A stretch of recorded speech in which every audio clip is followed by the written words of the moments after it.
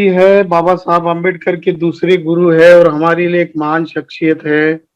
इसीलिए नहीं कि वो एक संत थे, इसीलिए थे कि बाबा साहब ने जो 1936 में जो स्पीच दी थी, और उस स्पीच में बाबा साहब कहते हैं कि मेरे दूसरे गुरु कबीर है। मेरे पिताजी कबीर पंथी थे, और कबीर के जीवन का और उनके तत्व ज्ञान का जो प्रभाव होता है वो मेरे मन पर बहुत ही गहरा हुआ है, ऐसा बाबा साहब कहते हैं।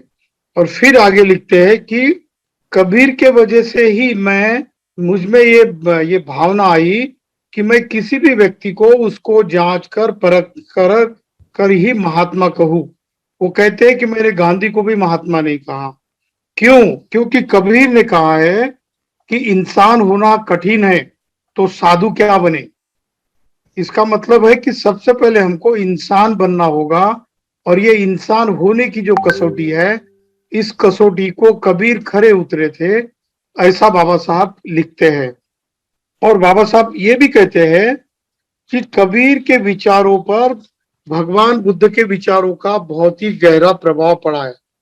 क्योंकि भगवान बुद्ध ने जो धम्मपद में और उनके सारे फिलॉसफी को हम अगर देखते हैं तो हमको पता चलता है कि कबीर ने जो बात बुद्ध ने पकड़ी थी वही बात कबीर ने पकड़ी, ऐसा भगवान बुद्ध के बारे में और कबीर के बारे में बाबा साहब कहते हैं।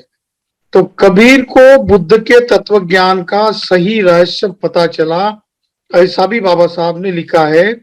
इसीलिए कबीर को जानते वक्त हमको ये पता चल जाता है कि बुद्ध क्या है। क्योंकि बुद्ध की विचारधारा को लगभग 11वीं 12वीं 13वीं शताब्दी तक बुद्ध की विचारधारा को बहुत ही डाइल्यूट किया गया था। क्योंकि काउंटर रेवोल्यूशन हुई 7वीं शताब्दी में, 643 के करीब में मोहम्मद बिन कासिम का आक्रमण हुआ, और उन मुसलमान आक्रमणकर्ताओं को यहाँ के रूढ़िवादियों ने जमीन उपलब्ध करा दी, यहाँ के सारे रहस्य उन्होंने बता दिए। क्योंकि बुद्ध ने जो रेवोल्यूशन प्ले की थी, वो रेवोल्यूशन उनको अपने बलबूते पे नष्ट करना, खत्म करना बहुत ही कठिन हो गया था। इसीलिए जब मिडल एज में, जब 6वीं 7वीं शताब्दी के करीब मुस्लिमों का एशिया के बाहर, साउथ वेस्ट एशिया से ईस्टर्न और मिडल एशिया की तरफ जब पड़ा हुआ, तो उस वक्त दो कल्चर का खासकर संघर्ष हुआ। एक संघर्ष ये था कि एक हाथ में कुरान लेना और दूसरे हाथ में तलवार लेना, और जो भी प्रदेश आए उसको काटते हुए चले जाना और हमारे साम्राज्य को बढ़ाना। ये संस्कृति आई कुरान से और उसके तलवार के तत्व ज्ञान से। दूसरी यहाँ पर संस्कृति ऐसी आई कि काउंटर रेवोल्यूशन हुई थी। 6वीं 7वीं शताब्दी तक काउंटर रेवोल्यूशन करने वालों की बहुत चली थी, क्योंकि मिडिल एज से पहले ऐसा एक वैक्यूम पैदा हुआ था। यहाँ पर भोग विलासवाद का जीवन और धर्म में ग्लानि की परिस्थिति आई थी। इसीलिए बुद्ध धम्म का जो ह्रास हुआ, उस ह्रास का जो बेनिफिट उठाया जो प्रचंड बुद्ध जिसको कहते हैं शंकराचार्य, तो शंकराचार्य के आगमन के बाद उन्होंने बुद्धिज्म में फिल्ट्रेशन शुरू कर दिया, और बुद्धिज्म के जो अच्छे अच्छे तत्व है उसको अपने जीवन में अपने हित के लिए उन्होंने अपनाना शुरू कर दिया, और उसके साथ चातुर्वर्ण और जाति व्यवस्था को उसमें मिला दिया। ऐसे में आखिरी कड़ी जब थी बुद्धिज्म की फिलॉसफी की, जो कि जनता में फैली हुई थी, लेकिन जनता के बीच में भिक्खु नहीं थे। भिक्खु का पलायन होने के बाद बुद्ध धम्म का प्रचार और प्रसार रुक गया। ऐसे में जो संत हमारे बीच में मिडिल एज में जो हुए, उसमें से संत रविदास हुए, संत नामदेव हुए, और काफी चोखा मेला हुए। ऐसे संतों के बीच में सबसे ऊपर जैसे रविदास और जो संत कबीर है, इनका स्थान बहुत ऊंचाई पर है, ऐसा बाबा साहब कहते हैं। और बाबा साहब ये कहते हैं कि मैं इसीलिए कबीर को गुरु मानता हूं, कि इसीलिए नहीं कि वो संत थे, इसीलिए कि भगवान बुद्ध ने जो सामाजिक स्वतंत्रता दी थी, उस सामाजिक स्वतंत्रता के लिए और इक्वालिटी के लिए कबीर ने अपना सारा जीवन बिताया। कबीर के जब भी हम दोहे देखते हैं, उनकी सारी रचनाएं देखते हैं, तो 2-3 बातों का हमको वहां पर एक ज्यादातर अंश दिखाई देता है कि कबीर सतत संभवतः हर हर जिंदगी भर, पूरी जिंदगी भर समता के संघर्ष के लिए लड़ते रहे। और उस वक्त ऐसा हुआ था कि मोमेडियन जो थे, जो मुस्लिम एज थे, उनकी राजा बनने का काल उभर कर आया था और इक्वालिटी हमारे यहाँ से खोई जा रही थी, क्योंकि ब्राह्मणिज्म जो है वो अपने चरम पर पहुंचने के काबिल में था। ऐसे जीवन में कबीर का उदय हुआ और कबीर और रविदास जी ने उस वक्त के सामाजिक जीवन को संभालने की कोशिश की। बाबा साहब लिखते हैं कि कबीर को बुद्ध की कौन सी बातें पता चली। तो बाबा साहब कहते हैं कि बुद्ध ने जो अनात्मवाद कहा है, सब्बे संकारा अनत्ताति यदा पर्याय पश्यति अथ निबिंदंति दुखे ए समग्गो विशुद्धिया। सारे संस्कार अनित्य है, जो भी यहाँ निर्माण होता है वो नष्ट हो जाता है। ये फिलॉसफी उस घड़ी पर नष्ट होती आई थी। उस दरमियान कबीर हुए थे, उस दरमियान रविदास हुए थे। और दूसरी बात वो कहते हैं कि सब्बे संकारा अनत्ता थी। आत्मवादी जो है, जो ईगोइज्म जो है, वो अहंकार है, उस वक्त में ज्यादा पला और बड़ा हुआ। उस वक्त में इस अहंकार की थ्योरी को, अनात्मवाद की थ्योरी को संत कबीर ने बुद्ध के तत्व को संजोए रखने की कोशिश की। ऐसा बाबा साहब का संशोधन है। इसीलिए बाबा साहब संत कबीर को अपना दूसरा गुरु मानते हैं। कबीर कहते हैं कि कबीर मन निर्मल भया जैसा गंगा नीर, तब पीछे लागा हरि हरि कहत कबीर कबीर।